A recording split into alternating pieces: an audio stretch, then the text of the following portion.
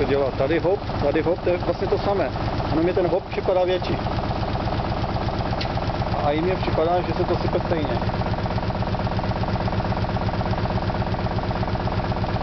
No, jako když to víš, to je tam. Ty víš, no. A kolem toho se komentila spíš. Aha. To je fakt.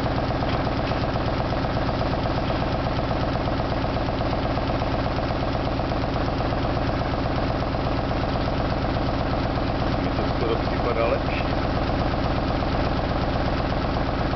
No porovnáme ty dvě videa. Tam se dělá taky kopeček, vidíš, který stojí. Že každopádně ti toto nebude stačit při plném výkonu kotle. Jo? On nebude stíhat dávat palivo. No a nemůžou být v provozu dva? Můžou, no, to já jsem se ptal ševčíka, on by to musel vlastně přenastavit v tom, ale to? Jo,